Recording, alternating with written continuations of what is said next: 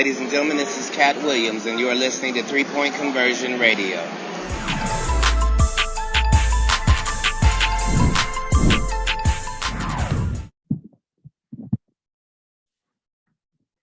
Hey, Kevin, what sticks out in terms of just the different rotations and lineups that Steve went with today? What in your estimation worked, and what can you guys build on when you have so many different guys and experiment on so many different lineups? Yeah, I feel like we got a lot of guys that can play different positions, guys that can do different things out there. So it's on us to adjust to any lineup. I think one thing that it's non-negotiable is how we communicate on the defensive side. I feel like if we communicate, cover for each other on the defensive side, then offensively we could pretty much, play in a nice little flow, play with each other a little better once we get in stops. So no matter the lineups, it's just got to be on one. We got to be on one page defensively. Steve had insinuated that you guys still had a long way to go to get where you wanted to get to. I'm curious as to what you think you guys need to improve on to get to that point. Just more experience with each other. I mean, we looking at the long game here. I mean, we a team. Our real season starts. We want to be rounding out the shape during the playoffs, and so throughout this year, we definitely want to play great basketball in the regular season. I'm not saying that, but it may not be the start of the season or first month of the season. We still trying to figure stuff out, but we understand the long game, and we just got to keep grinding every day. Kevin, with James, he had 14 assists tonight, and we saw last year how he emphasized his playmaking. But under the circumstances, do you think he has to get back to being the prolific scorer that he has been in the past? Yeah, I think he's going to have to do both. I mean, I think that there's going to be certain games like tonight, when he can control the game by just getting 14 assists. It's going to be nice where he's going to have to get 30, So James is ready for anything, and he's been through everything in this league. So whatever you throw at him, he'll be prepared. But, each game may be different for us. So we just got to be locked in and ready. Okay, Kevin. Since you mentioned James, this is twofold. One, I'm just curious how you see this team having to play differently, presuming that Kai is not here for the long haul. He could walk through the door tomorrow. But yeah. Assuming that he's not here, how do you see this team having to go about their business a little bit differently?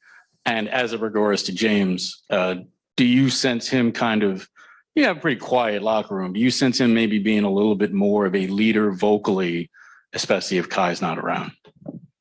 I feel, when you're losing somebody like Kyrie Irving, it's hard to, on the fly, just figure out where you're going to get that production from. So I think over time, we're going to start to figure out which guys going to step up and play and fill that void of, those minutes, those shots, those opportunities.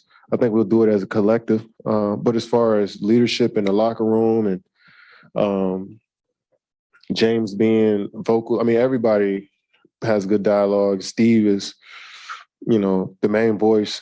Coaches do a great job. So I think we all are in conversation about what we need to do and how we feel about the game. So I feel like everybody will help in that area as far as leadership.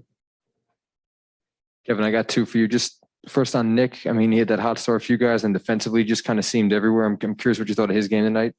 Yeah, we're going to need him to play with that energy. Having LaMarcus, who's a throw it in the back to the basket big, Paul back to the basket big, and then we got somebody that can fly down the lane, catch lobs, just be athletic. We need that from him, especially playing with James, who's looking up, trying to make those passes. And tonight he's phenomenal, getting to the rim, guarding guys on the perimeter, blocking shots at the rim. So we're going to need that from him every night, and we expect that out of him. This is his third year in the league, so, it's another level he wants to step up into, and we're expecting that from him. And then just, have you spoken to Kyrie since Tuesday's news? No, I haven't. Hey, Kevin. Joe Varden from The Athletic. Good to see you again. Be back with you. You came to Brooklyn, at least in part, to play with Kyrie. Now, who knows? So I guess the first question is, now that this has happened and the Nets have said that he can't play part-time, what is your reaction or your feeling about that?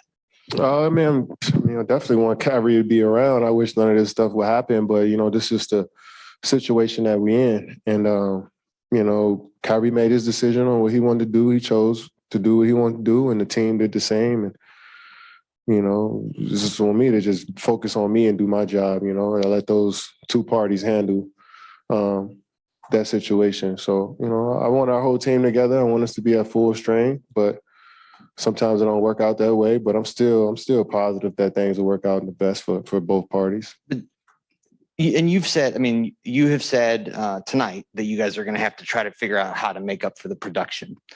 And that's probably going to fall somewhat on your shoulders. I mean, you're a prolific scorer, but you're going to have to do more than you would have to do if he was here. And I'm just wondering what you feel about that part of it. I know you guys have talked about how it's a personal decision and whatnot, but now this actually affects you and the Brooklyn Nets in a way that doesn't have to be. So I guess to play devil's advocate, why aren't you guys Upset? Well, you know what I mean. Yeah, I guess why aren't you upset?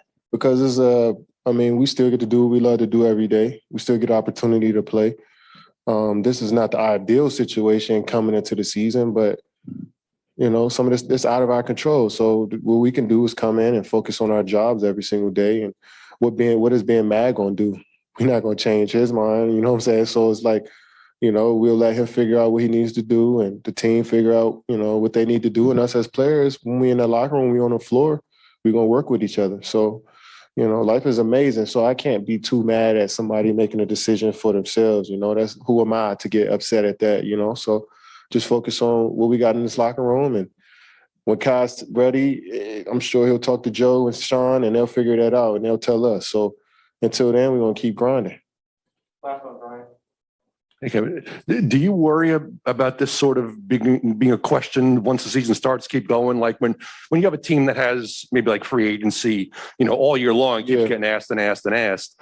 Do you think that's going to happen with this, or do you think maybe you guys kind of nipped it in the bud in the preseason? I think it's going to come up throughout the year. I mean, it may not be an everyday thing like it is now, but I'm sure it's going to come up here and there. But we pros, we understand. We know y'all got a job to do, so it's on us to focus in on our job and answer the questions. I mean, we're not going to get irritated at what y'all ask. It's just part of the job. So, I anticipated happening throughout the season, and we knew what we was getting ourselves into if something like this would have happened as far as media-wise. So, get prepared now and just be locked in on your job, and everything else to take care of itself. Okay, thanks.